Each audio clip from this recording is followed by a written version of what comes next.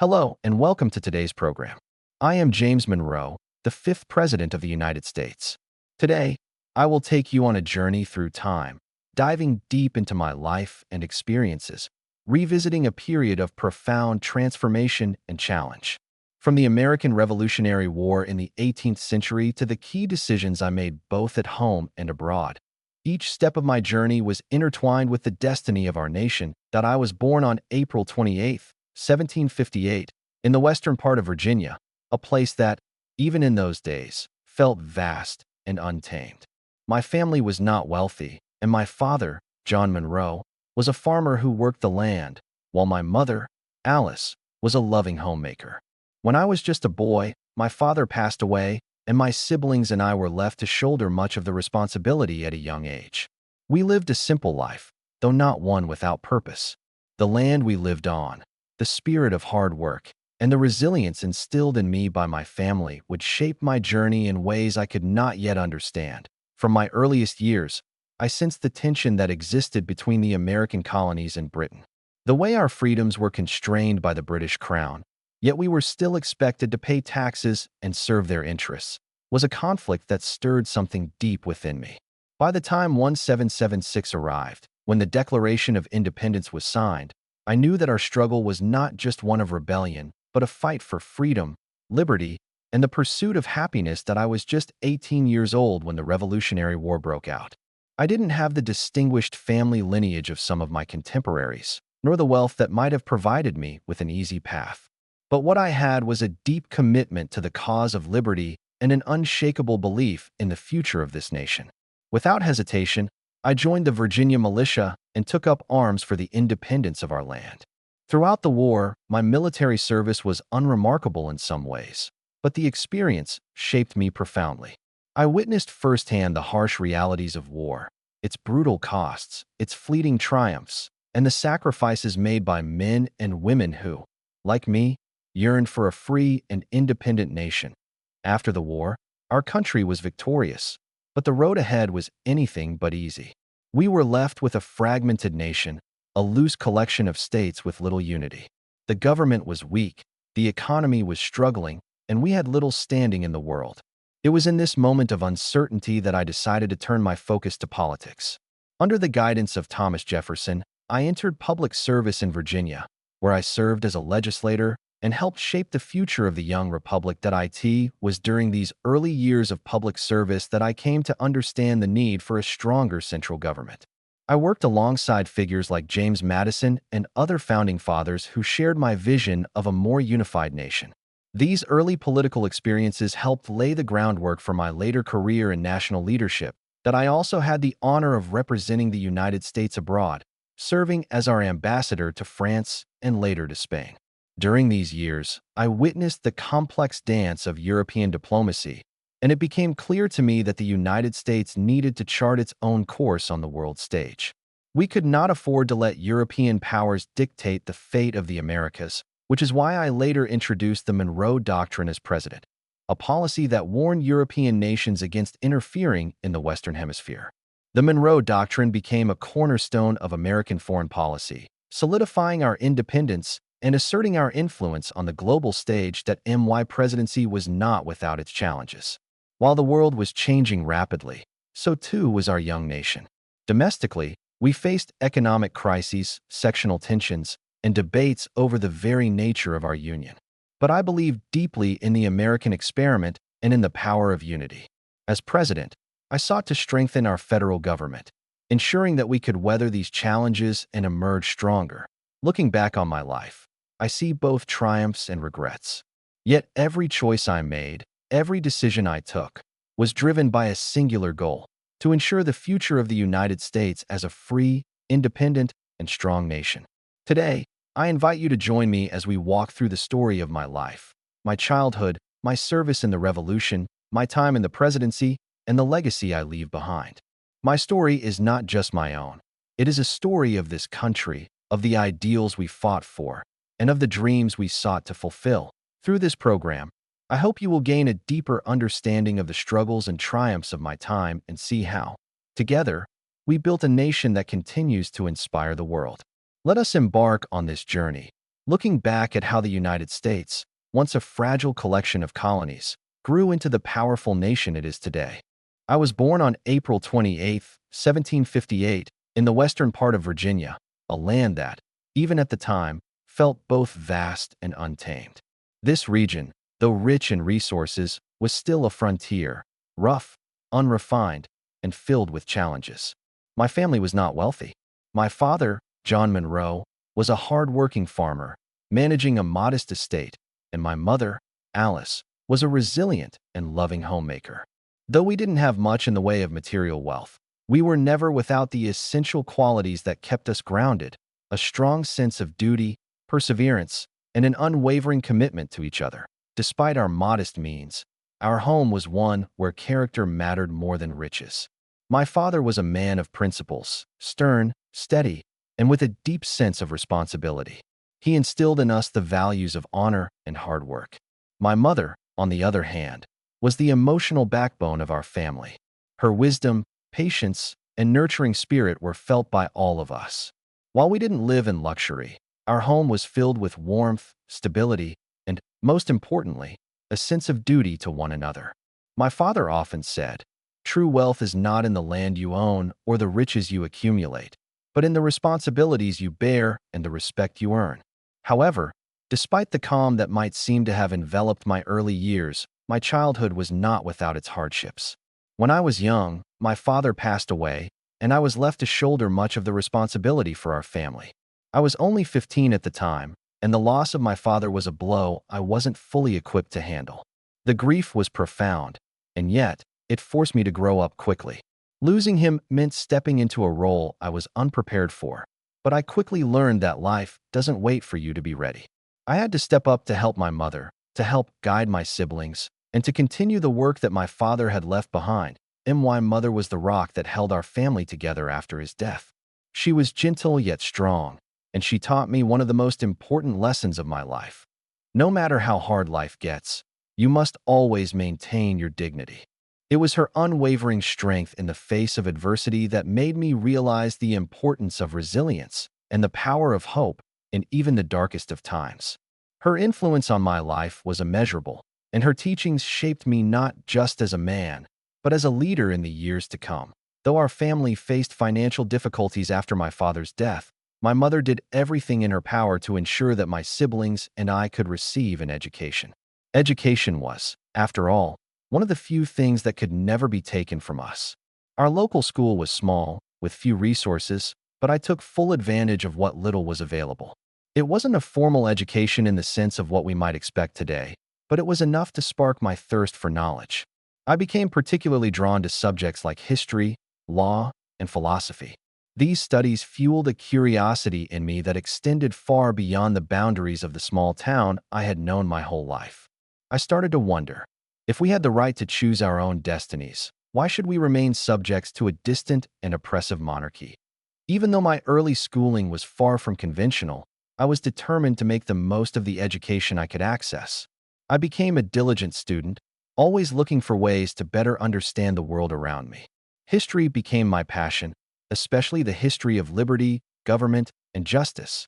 It was in these early studies that I began to form a deeper understanding of the values of freedom and independence, which would guide my future decisions and actions. By the time I was 16, the financial strain on our family was becoming unbearable, and I knew it was time to leave home and seek greater opportunities for education and personal growth.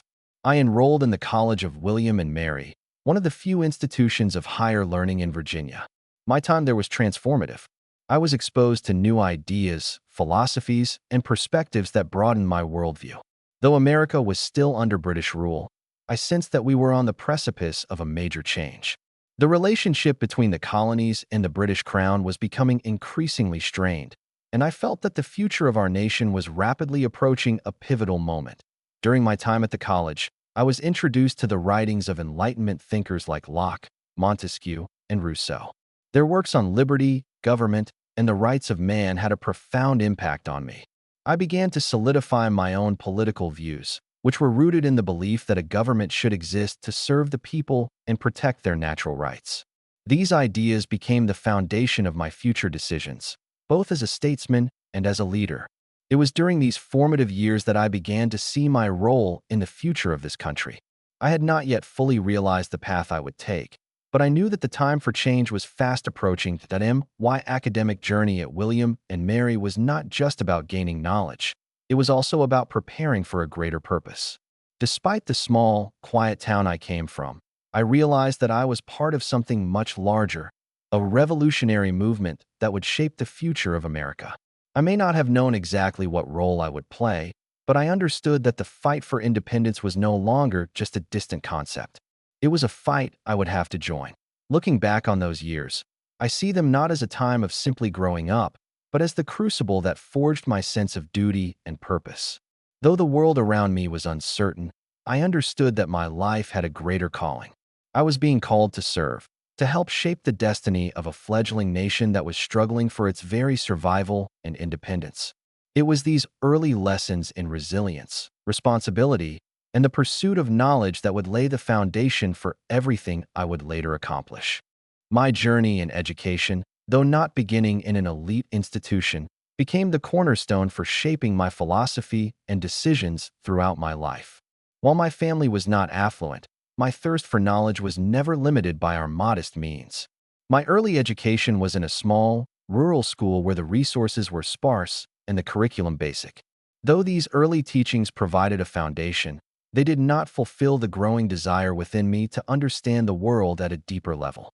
From an early age, I knew that to make a difference in the future, to face the challenges and responsibilities ahead, education would be my path forward. At the age of 15, faced with increasing financial strain at home, I recognized the importance of continuing my education in a place where it could be truly nurtured. The limitations of my hometown made me decide to leave, seeking a broader opportunity for intellectual and personal growth. I chose to attend the College of William and Mary. For me, this wasn't just an academic pursuit. It marked the beginning of a new chapter, a chance to elevate my thoughts, broaden my worldview, and align myself with a higher purpose. Stepping onto the campus of William and Mary for the first time, I was filled with a mixture of excitement and nervousness.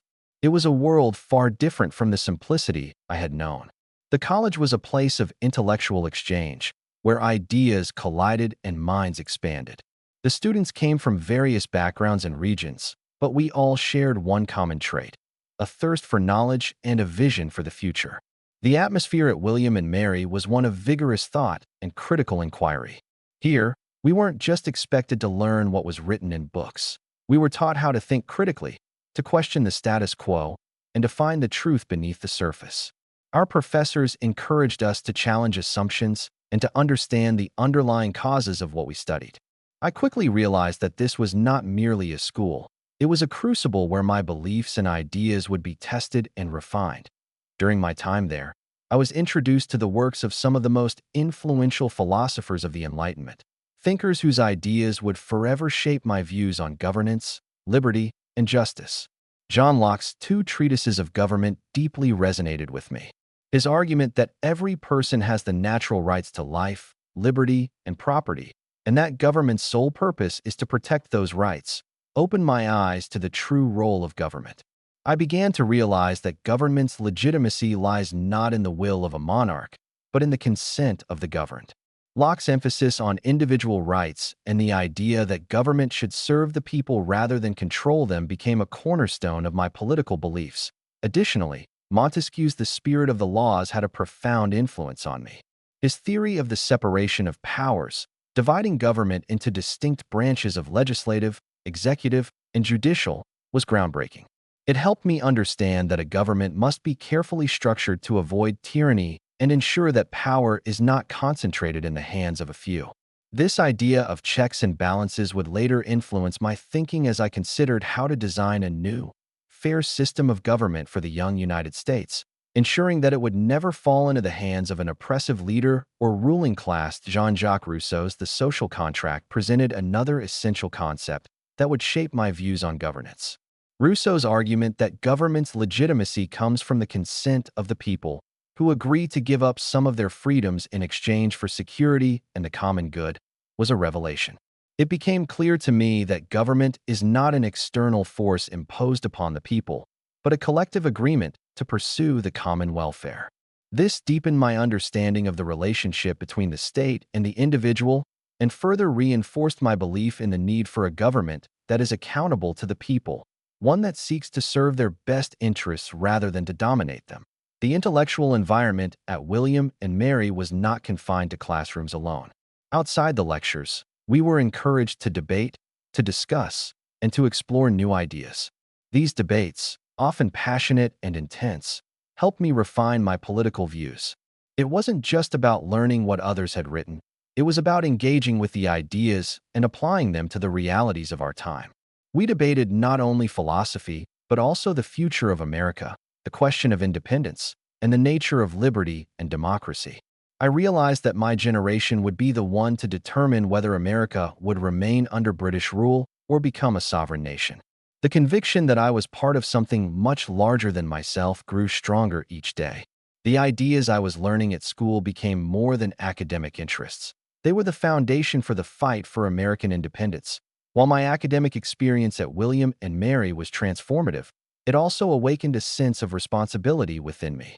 As tensions with Britain escalated and the prospects of independence grew more imminent, I realized that my education was not simply for personal growth.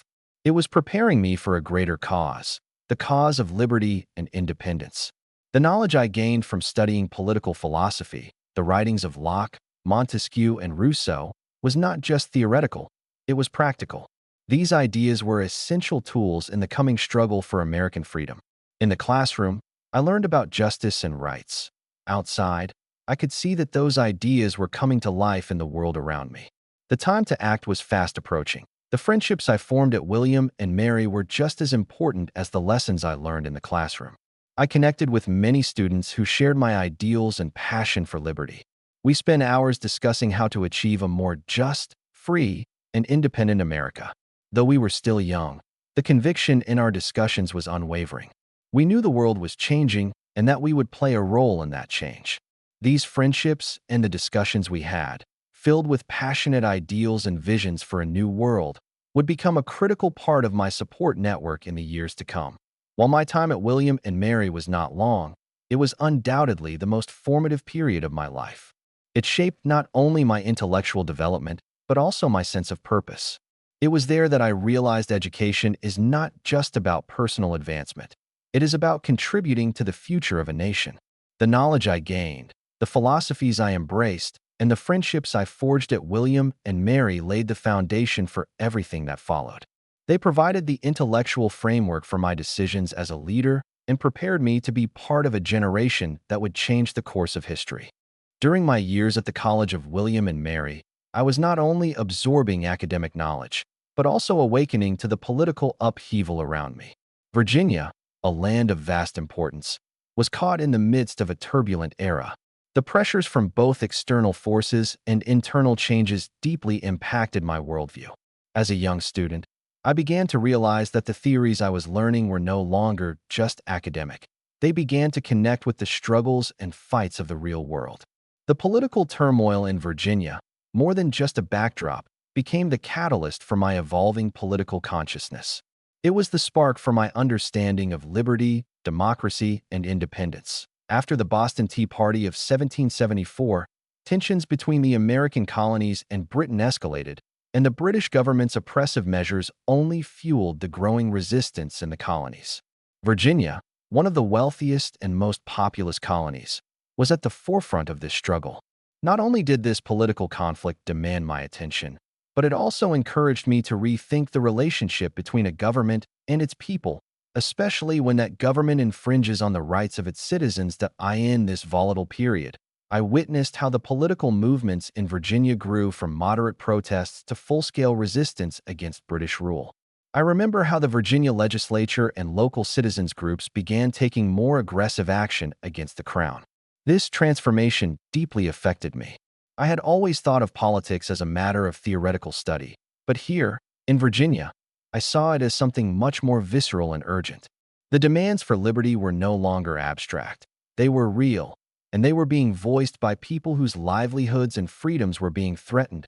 Virginia was home to many of the Revolution's key leaders, including George Washington. His influence on me during this time was profound. Washington, already an iconic figure, was not just a military leader, but a statesman committed to the ideals of liberty and independence.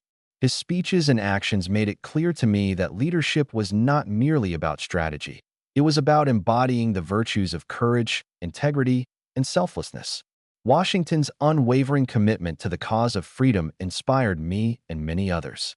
I remember being particularly moved by his call to arms, urging us to fight not just for independence, but for a government that would serve the will of the people.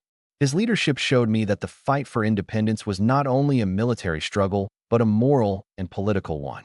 Washington's example laid the groundwork for my own political development, particularly my belief that freedom and equality must be the bedrock of any government.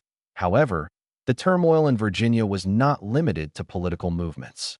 The economic and social conditions of the colony also began to deteriorate. With the onset of war and the British blockade, the economy of Virginia was severely affected. Farmers, merchants, and laborers were struggling to survive. I remember seeing firsthand the destitution that spread through the community, how once prosperous families found themselves living in poverty, and how the pressures of war led to widespread hardship. The collapse of the economy and the social strain exacerbated the tensions between the government and the people. The cries for more equitable governance grew louder as citizens increasingly felt that their concerns were being ignored by those in power. This economic suffering made me realize that political change was not simply about throwing off foreign oppression. It was also about ensuring that the people's needs and concerns were heard. As Virginia's economy floundered, the struggle for independence also became a struggle for justice and equality. It was no longer enough to simply achieve political freedom from Britain. I understood that true freedom meant creating a society where all citizens could prosper and live with dignity. The hardships faced by Virginians made it clear to me that the independence we sought had to be accompanied by social reforms that would ensure the well-being of every citizen, not just the privileged few. The people of Virginia, despite their economic struggles, demonstrated a remarkable resilience and unity. Through their protests, speeches, and local assemblies, they taught me that the spirit of democracy was not limited to voting or legal structures. It was alive in the streets and communities, in the actions of ordinary people. The struggle for freedom was not just the domain of the elite or the political leaders. It was the responsibility of every citizen. The realization that a government must serve the interests of its people and not the other way around shaped my belief that any government founded on tyranny, whether from Britain or from within the new nation, must be resisted. By witnessing these events unfold in Virginia, I also began to understand the true nature of democracy and freedom. The revolution was no longer simply a distant political struggle. It was a fight for the rights and freedoms of all individuals. The people of Virginia were not just fighting for political autonomy from Britain. They were fighting for the right to govern themselves, to ensure that their voices were heard, and that their government would be one of and for the people. The impact of these experiences during the revolutionary period cannot be overstated. As the war progressed, and the stakes became higher, my political consciousness was forever altered. I no longer saw government simply as a theoretical construct or a legal entity. I saw it as a living, breathing force that had the power to shape lives and destinies. The revolution wasn't just about the rejection of British rule. It was about creating a new government, a just government, one that would protect the rights of the people and ensure that those in power would be held accountable. The hardships and the resistance in Virginia not only solidified my commitment to the cause of independence, but also shaped the way I would approach governance in the years to come. I came to see that freedom and equality must be at the center of any just government. As Virginia's turmoil continued to unfold, it became clear to me that, as a future leader, I would need to act decisively and with conviction to ensure that the government of the newly independent nation would prioritize liberty, equality, and the pursuit of happiness for all its citizens. That in the end, Virginia's turmoil not only opened my eyes to the need for political change, but also instilled in me a sense of duty and responsibility. I realized that the fight for independence was not just about freeing a country. It was about freeing a people. It was about building a nation where liberty was not an abstract ideal, but a living reality for every person, regardless of their social standing. This realization, forged in the fires of Virginia's struggle, became the foundation of my own political philosophy and was a guiding force in my decisions as a leader.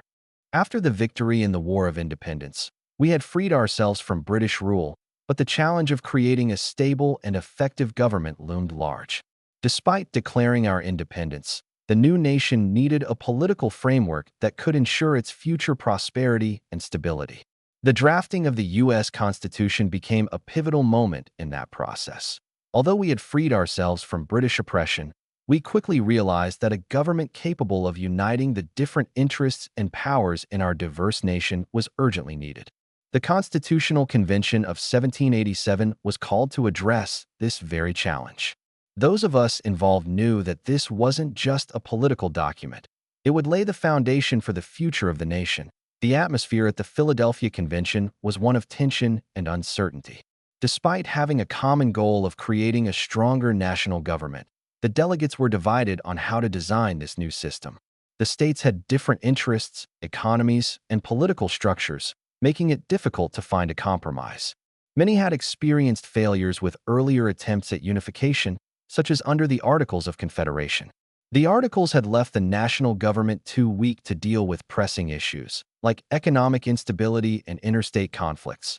The Federalists, including figures such as Alexander Hamilton, James Madison, and John Jay, argued for a strong central government, a position that resonated with me deeply. We needed a government capable of holding the Union together, one that could ensure national security, economic stability, and international credibility. However, I was also deeply aware that the powers of the central government needed to be carefully balanced with the rights of individual states. Although we had fought against British tyranny, I believed that too much centralization could once again infringe on the rights and freedoms we had fought to secure. Among the Federalists, Alexander Hamilton presented some of the most compelling arguments. His vision for a strong central government included plans for a national bank and a unified fiscal policy, which would allow the nation to stabilize its finances and unify the country's currency. His economic proposals were critical to addressing the nation's fiscal crises, which had resulted from war debts, lack of a common currency, and economic fragmentation. That I shared Hamilton's belief that a sound economic system was essential for the future prosperity of the country.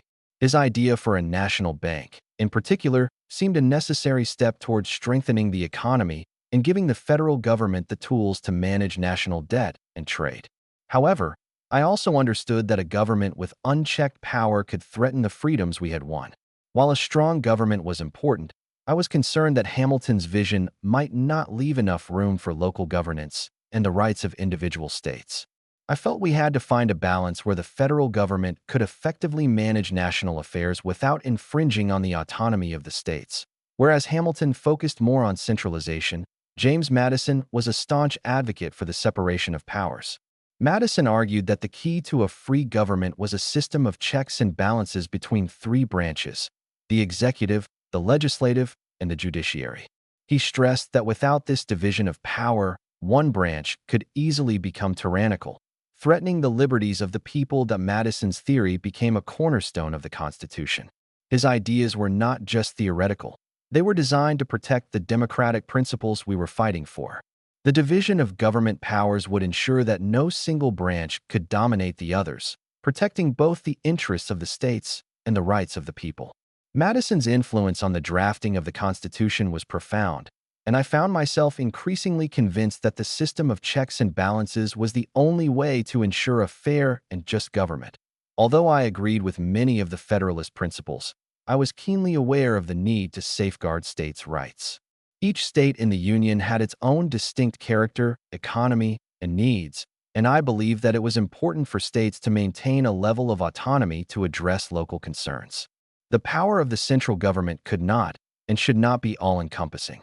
I argued that the federal government should have enough authority to manage national defense, regulate interstate commerce, and ensure economic stability, but states should retain authority over matters like education, policing, and local governance.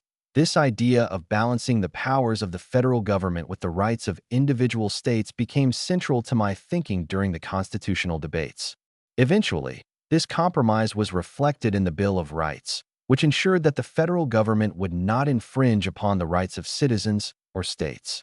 The inclusion of these rights was essential in securing the support of those who feared an overly centralized government. Once the Constitution was drafted, the next challenge was gaining the approval of the states and the people. Despite the strong arguments made by the Federalists, many citizens were still wary of granting too much power to a central government. I recognize that the success of the Constitution depended not just on the agreement of political elites, but on the broad support of the American people. This was where the Federalist Papers came into play.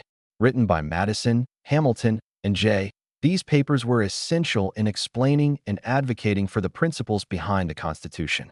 Through this extensive publication, we aimed to show that the new government would not be a threat to individual freedoms, but would, instead, protect those freedoms by providing a stable and effective system of governance.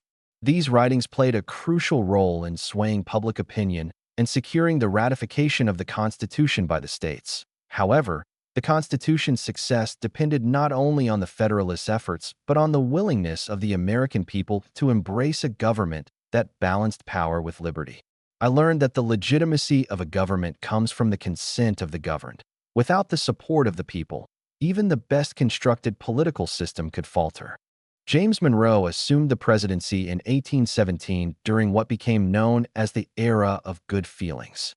While this period is remembered for its political harmony, Monroe faced a myriad of challenges during his presidency. From economic instability to diplomatic tensions, Monroe's leadership played a critical role in shaping the future of the United States. This section expands on how Monroe navigated these complexities, dealing with domestic economic crises, territorial expansion, and balancing domestic social divisions. That Monroe's early presidency began in a climate of political unity. The bitter partisanship between the Federalists and Democratic Republicans had largely dissipated, and Monroe was widely supported.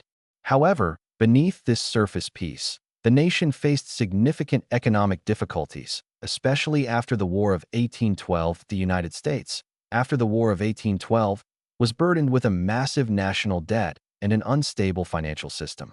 The 1819 economic crisis, triggered by speculative banking practices, rampant land speculation, and high inflation, led to widespread unemployment and business failures. That Monroe's response was to stabilize the nation's finances by supporting the Second Bank of the United States, which aimed to provide a uniform currency and prevent further inflation. He also adopted stringent fiscal policies that cut public spending and increased government oversight over the banking system. These measures helped the country recover, but they sparked heated debates about the role of federal intervention in the economy, setting the stage for future discussions on banking and government control. In addition to addressing financial crises, Monroe understood the importance of infrastructure in spurring economic growth. He supported internal improvements, including the construction of roads, bridges, canals, and railways. These projects aimed to strengthen the economic ties between the eastern and western parts of the country, as well as facilitate the flow of goods and services. A key example was the Erie Canal Project, which provided a direct link between the Atlantic coast and the interior, easing the transport of goods to and from the western frontier. Monroe's emphasis on infrastructure laid the groundwork for the United States' future industrial development and played a significant role in the expansion of trade within the country. While these infrastructure projects were costly, they were crucial to fostering a more connected and unified nation. Monroe's presidency was also marked by significant diplomatic challenges, particularly in the aftermath of European interference in the Americas. His response to these challenges became one of his most enduring legacies, the Monroe Doctrine. During Monroe's presidency, many European powers, particularly Spain, sought to reassert their influence in the Western Hemisphere, especially in Latin America, where former Spanish colonies were struggling for independence. In 1823, Monroe delivered his famous message to Congress, declaring that the Americas were no longer open to European colonization and that any attempts to interfere in the Americas would be viewed as an act of aggression against the United States. This policy, known as the Monroe Doctrine, established the foundation for American foreign policy in the Western Hemisphere for decades to come. It proclaimed that the United States would protect the newly independent countries of Latin America from European intervention, marking a significant shift in the global balance of power. While the Monroe Doctrine cemented America's role as the protector of the Western Hemisphere, It also led to tensions with European powers and contributed to the development of a more isolationist U.S. foreign policy. That Monroe's support for Latin American independence was part of his broader vision for the United States as a dominant force in the Western Hemisphere. As Latin American nations like Argentina, Chile, and Mexico gained independence from Spain, Monroe extended diplomatic recognition to these new republics. He also sent American emissaries to help safeguard their independence from any potential European intervention. However, Monroe's policy was not without its challenges. While it demonstrated America's growing sense of confidence and territorial protectionism, it also created friction with European powers who still had significant interests in the Americas. The Monroe Doctrine, though largely symbolic at the time, was a pivotal statement that outlined America's role in the global order and reflected Monroe's desire to prevent European meddling in the Western Hemisphere. The issue of territorial expansion was another major focus of Monroe's presidency. With the purchase of Louisiana Territory, the U.S. was already expanding its borders westward, and Monroe's administration presided over the continued settlement of the frontier. His westward push brought Monroe into direct conflict with Native American tribes. Monroe's policy on Native Americans, primarily shaped by his belief in expansion, was to facilitate the relocation of tribes to make room for settlers. Monroe and his administration supported policies that would displace Native American tribes from their ancestral lands in the Southeast to territories west of the Mississippi River. The Indian Removal Act, while not passed during Monroe's term, laid the groundwork for future policies that forcibly relocated thousands of Native Americans. Monroe's stance, prioritizing the interests of settlers and expansion, led to numerous conflicts with Native American tribes, such as the Creek War and the Seminole Wars, and ultimately culminated in the tragic Trail of Tears under President Andrew Jackson. That Monroe's presidency also witnessed the intensification of tensions over slavery. With the admission of Missouri as a state, debates over whether Missouri should be a slave state or a free state created a volatile situation. Monroe helped broker the Missouri Compromise in 1820, which admitted Missouri as a slave state, while simultaneously admitting Maine as a free state, thus maintaining the delicate balance between the North and South in Congress. While this compromise temporarily diffused tensions, it highlighted the growing divide between the North and South over the issue of slavery. Monroe, though an advocate for national unity, could not fully address the larger moral and economic issues surrounding slavery, which would continue to haunt the nation for decades. Monroe's presidency is remembered for his dedication to preserving national unity and promoting territorial expansion. His efforts to stabilize the economy, improve infrastructure, and establish a clear foreign policy framework through the Monroe Doctrine shaped the future of the United States. However, his presidency also left unresolved issues that would lead to significant conflict in the years to come. His foreign policy achievements, particularly in Latin America, were groundbreaking, establishing the United States as the principal power in the Western Hemisphere. Domestically, his administration's focus on economic recovery and infrastructure development laid the foundation for America's eventual industrialization. However, the unresolved issues of slavery, Native American displacement, and regional tensions foreshadowed the challenges that would culminate in the Civil War. Monroe's presidency, while successful in many respects, also exposed the deep divides in American society that would not be healed during his time in office. I am James Monroe, and I have lived through one of the most significant and transformative conflicts in American history, the War of 1812. This war not only shaped my personal leadership, but also set the course for the future of our young nation. Having served as Secretary of State and later as Secretary of War, I was deeply involved in the decisions and actions that determined the course of the war and its aftermath. Today, I will share with you my personal reflections on this chapter of history and its long-lasting impact on America. In 1812, relations between the United States and Great Britain reached a breaking point.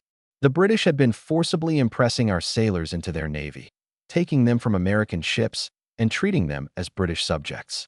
Every time I heard of American sailors being captured, my anger grew, and I knew we could not tolerate this any longer. To make matters worse, Britain had imposed trade restrictions on us, essentially choking off our ability to trade freely with other nations, crippling our economy. But the most troubling of all was Britain's support for Native American resistance to American expansion in the West. Native tribes, emboldened by British assistance, were increasingly clashing with our settlers, particularly along the frontier. It became clear to me that if we did not act decisively, Britain would continue to meddle in our affairs. Therefore, I supported the declaration of war. We must defend our sovereignty and our honor as an independent nation. When war broke out, I was serving as Secretary of State under President James Madison. In this role, my first task was to handle the diplomatic efforts, especially regarding our deteriorating relationship with Britain. Although we did everything in our power to avoid war, the repeated violations of our rights left us no choice but to act. Once war became inevitable, I knew that my responsibilities would not be limited to diplomacy, but would extend to the preparation of our military forces. At this point, the United States was not fully prepared for such a conflict. Our military was ill-equipped, undermanned, and lacked sufficient funds. The reality was stark. If we were to survive this war, we needed to be both resourceful and determined. As Secretary of State, I had to help mobilize the nation. With war on the horizon, it was crucial to bolster our military capacity. I pushed for the Mobilization Act, which would allow us to raise volunteers for the Army and secure critical supplies. We faced the daunting task of establishing a robust defense, and I worked tirelessly with Congress to secure funding for the military. I also advocated for the establishment of military factories to produce necessary supplies like firearms and ammunition. This was not just a war of armies, but a war of resources, and we had to ensure that we could keep our forces well-equipped throughout the conflict. In 1814, when the British began launching major attacks on U.S. soil, I was appointed Secretary of War. By then, we had already suffered several humiliations, most notably the burning of Washington, D.C. by British forces. The attack on our capital was a moment of national disgrace, but it also galvanized the American people to take action. As Secretary of War, I immediately began organizing our defenses. I knew that our nation's survival hinged on the defense of key cities, particularly Baltimore, which became the focal point of British military efforts. It was in Baltimore where we would make our stand that I personally took charge of organizing the defense of Baltimore. We reinforced Fort McHenry, the city's key defensive position, and I mobilized troops to protect strategic locations throughout the city. The British forces were formidable, but we had something they didn't: a fierce determination to defend our homes and our nation. The Battle of Fort McHenry was a pivotal moment. The British bombarded the fort with relentless cannon fire, but we held our ground. The city's defense remained intact, and the British were forced to retreat. This victory not only saved Baltimore, but became a symbol of American resilience. It inspired Francis Scott Key to write The Star-Spangled Banner, a song that would eventually become our national anthem. In 1814, after 2.5 years of fighting, we finally negotiated the Treaty of Ghent with Britain. The treaty restored the pre-war status quo, meaning no territory was exchanged, and the issues of impressment and trade restrictions went unresolved. Though the treaty didn't address the root causes of the war, it marked the end of hostilities. For me, the significance of the war lay not in territorial gains or losses, but in what it proved about the strength and resilience of our young nation.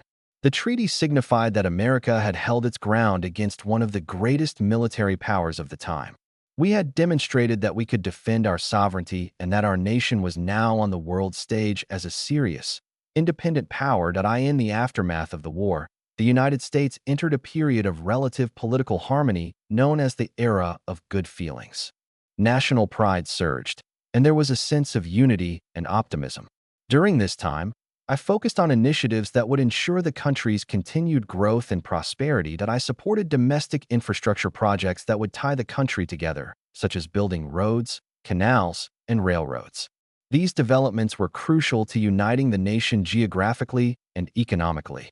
I knew that the future of the United States depended on a connected and integrated system, both physically and economically. At the same time, I continued to advocate for the westward expansion of the United States, believing that the country's destiny lay in the expansion of its borders and its ability to provide land and opportunity to settlers. Despite the newfound optimism, I was acutely aware of the unresolved issues that still plagued our nation.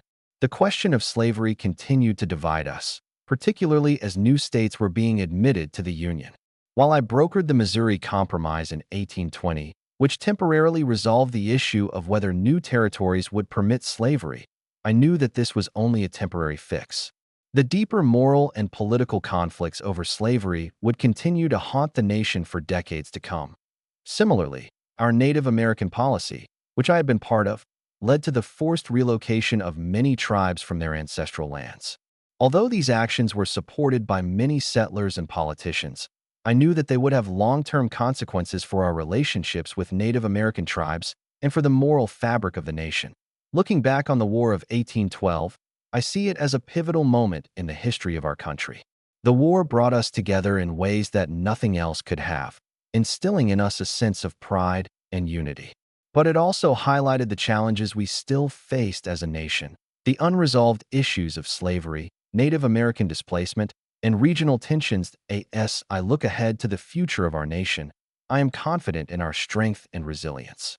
The Monroe Doctrine, which I articulated in 1823, will solidify our role as a protector of the Western Hemisphere, ensuring that no European power will interfere in the Americas. But I also recognize that our nation must grapple with its internal contradictions, and we must work toward the day when the promise of liberty and equality is realized for all. After the War of 1812, I found myself entering the presidency at a time when the nation was eager for peace, unity, and progress. As I took office, I was determined to guide the country toward a more prosperous and unified future. The bitter divisions of the past were set aside, and the United States, at least for a time, experienced an unprecedented period of political harmony that became known as the Era of Good Feelings.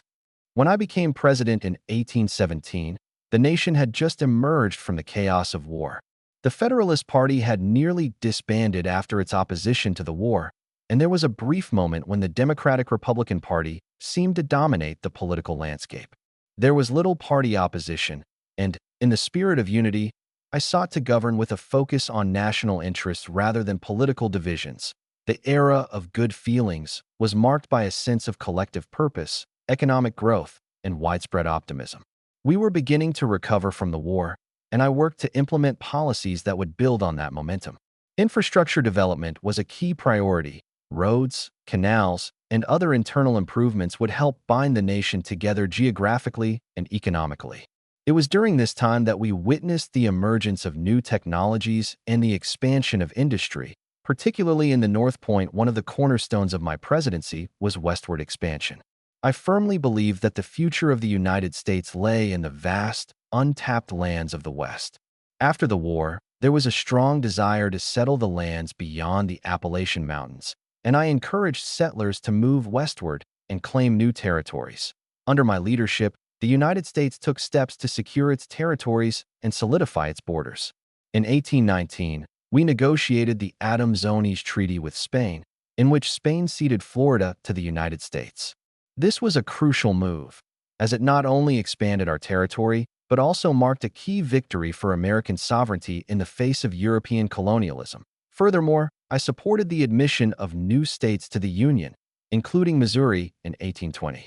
This led to the Missouri Compromise, which temporarily settled the dispute over the expansion of slavery into new territories. The Missouri Compromise allowed Missouri to enter the Union as a slave state, while Maine was admitted as a free state, maintaining the balance of power between the North and South. Perhaps my most enduring legacy as president was the Monroe Doctrine, announced in 1823. The doctrine was a bold declaration that the Western Hemisphere was no longer open to European colonization.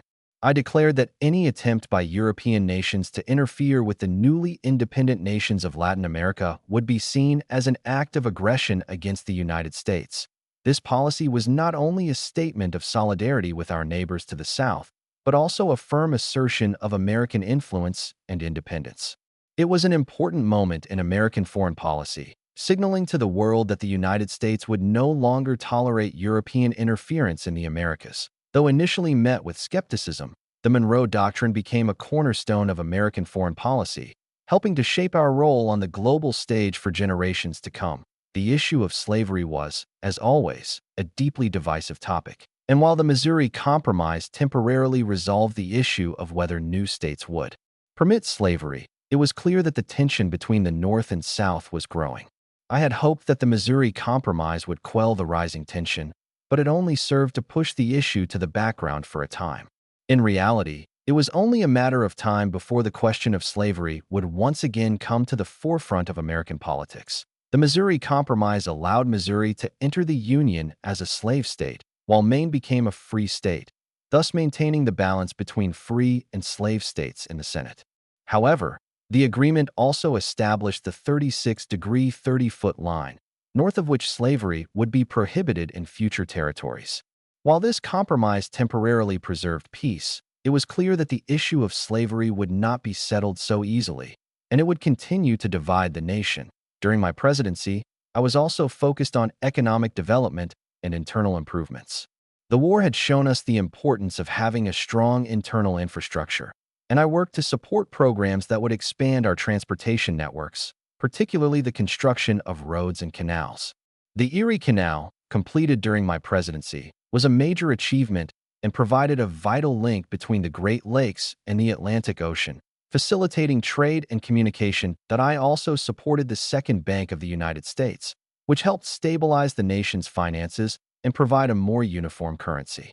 Despite opposition from some factions who were wary of a strong federal government, I believe that a national bank was essential to ensuring the financial stability of the country. However, while we made great strides in economic development, the nation still faced significant challenges, including the rise of regionalism. The North, South, and West each had different economic interests, and this tension would become more pronounced as the country expanded. The debates over the tariff, internal improvements, and the extension of slavery were signs of the growing divisions within the nation. That by the end of my second term in 1825, I had seen the United States grow both in size and in its role on the world stage. I had faced significant challenges, from managing the nation's expansion to dealing with the increasing tensions over slavery. While the era of good feelings was a time of relative peace and prosperity, I knew that the issues beneath the surface would eventually need to be addressed. Looking back on my presidency, I am proud of the progress we made in solidifying the United States as a strong, independent nation. The Monroe Doctrine remains one of the most significant legacies of my presidency, and I am pleased that we were able to secure the future of the United States through territorial expansion and national unity. However, I am also aware that the divisions over slavery and the growing regional tensions would ultimately lead to challenges that the country would struggle with for decades to come. As I left office, I hope that the nation would continue to find ways to resolve its internal conflicts and maintain the unity that had been the hallmark of the early years of our republic. I was confident that the United States had a bright future, but I also knew that the road ahead would not always be smooth. When I left office in 1825, I knew that the United States had entered a new chapter in its history. Reflecting on my presidency, I saw a nation that had achieved political stability, economic growth, and territorial expansion. Yet, I also knew that many issues remained unresolved, especially the persistent problems of slavery and regional divisions, which would define the course of American history for many years to come. During my presidency, I oversaw the expansion of the nation's territory, reinforced its sovereignty through the Monroe Doctrine, and helped the country move toward political stability and economic growth. However, perhaps my greatest legacy was the Monroe Doctrine, which provided a clear framework for U.S. foreign policy that influenced generations of presidents. The Monroe Doctrine was a bold declaration that Europe should no longer interfere in the affairs of the Western Hemisphere, specifically Latin America, where many nations were seeking independence from European colonial rule. My successor, John Quincy Adams, carried this doctrine forward, asserting U.S. influence in the Western Hemisphere and ensuring that no European powers could challenge the sovereignty of the newly independent Latin American republics. As time went on, the Monroe Doctrine evolved, particularly as the U.S. grew into a global power in the late 19th and early 20th centuries. Although it began as a regional policy, the Monroe Doctrine eventually served as the foundation for U.S. interventionism in the Western Hemisphere and provided a justification for American action in global affairs. It became a cornerstone of U.S. diplomacy, even as the world moved toward greater international cooperation and more global approaches to foreign policy. Though the Missouri Compromise temporarily settled the issue of slavery in new territories by allowing Missouri to join the Union as a slave state, while Maine entered as a free state, I always knew this compromise was not a permanent solution. The nation's divisions over slavery were growing, and regional tensions between the North and South were deepening. The compromise had only papered over the cracks in the nation's social and political fabric. The South's economy relied heavily on slavery and agricultural labor, while the North was industrializing and moving toward a free labor system. This fundamental contradiction would inevitably lead to more intense conflicts. Although the 36-degree, 30-foot line of the Missouri Compromise temporarily resolved the expansion of slavery, it did nothing to address the moral, political, and economic challenges slavery posed to the nation's unity. But in my heart, I knew that the slavery issue would not go away, it would only fester. Though I hoped future leaders would find a way to resolve it peacefully, I was aware that the growing divisions between North and South could not be easily mended, and slavery would remain a source of immense conflict. I feel this was one of my greatest failures, and it would take decades for the United States to address it in the form of the Civil War. The Monroe Doctrine was undoubtedly my most significant foreign policy legacy. It not only defined the United States' relationship with European powers, but also established the U.S. as a dominant force in the Western Hemisphere. The doctrine declared that the Americas were off-limits for European colonization and that the United States would not interfere in European affairs, effectively setting the stage for U.S. dominance in the Americas. During the presidency of John Quincy Adams, my successor, the Monroe Doctrine was reinforced and expanded.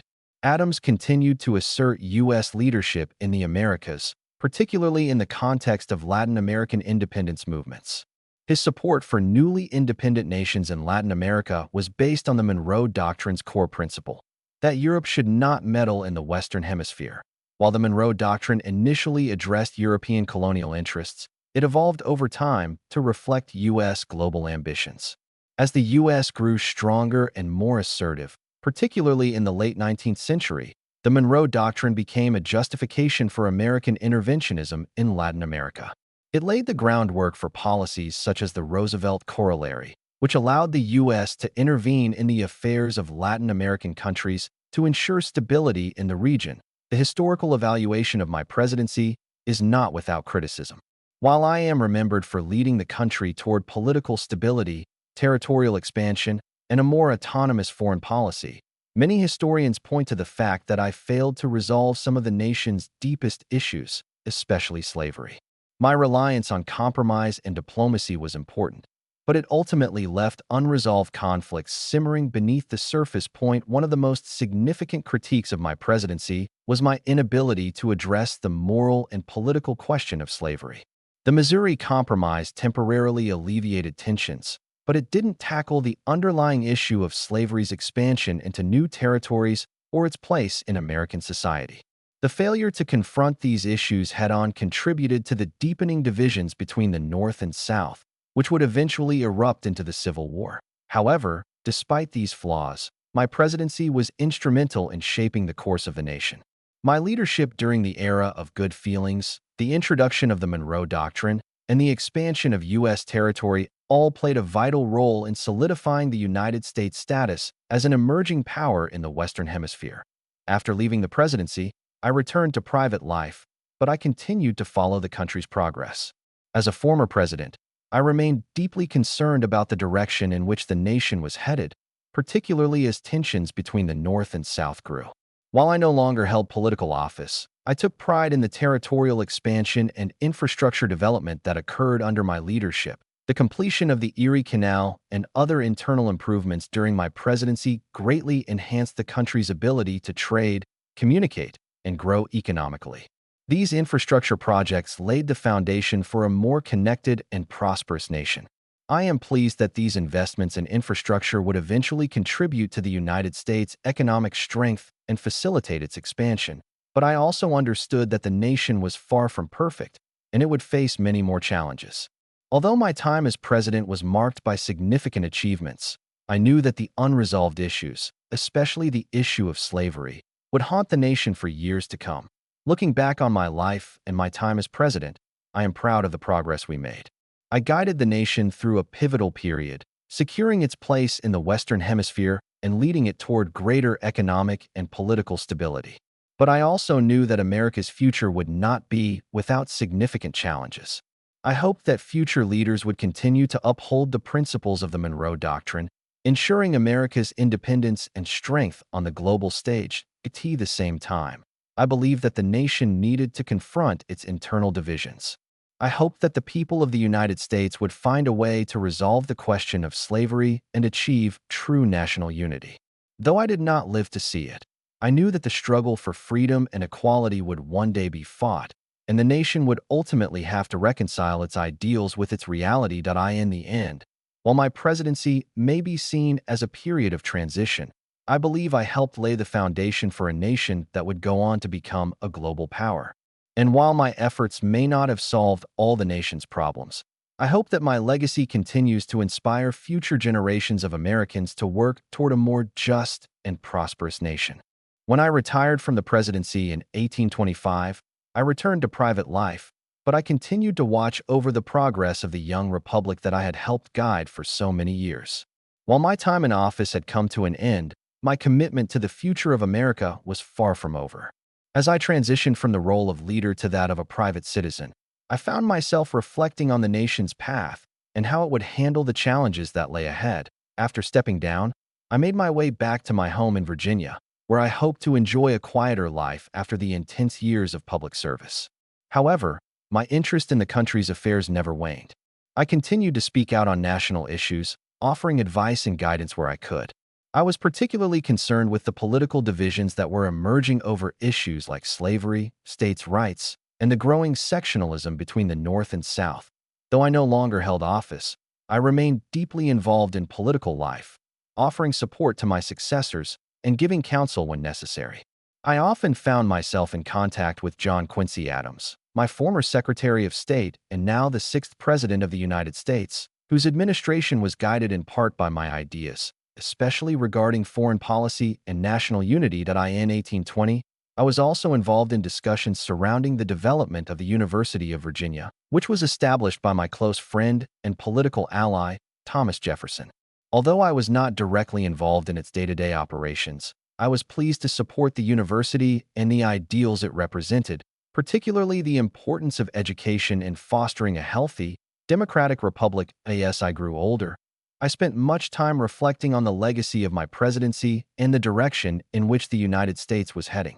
I was proud of the peace and unity that prevailed during my time in office, but I knew that the nation still faced many challenges, especially in terms of its internal divisions. The issue of slavery remained unresolved, and I worried about the growing sectional tensions that threatened to tear the country apart. I often reflected on my role in the Missouri Compromise, hoping that it had done enough to stave off the conflict between North and South, but I feared that it was only a temporary solution. The balance I had struck between slave and free states would not last forever. The pressures of industrialization in the North and the agricultural economy in the South were creating new fault lines, and I knew that the growing divisions would soon demand more than political compromise. As I looked at the future of the United States, I often wondered whether the country could continue to unite its diverse regions and interests under the principles of democracy.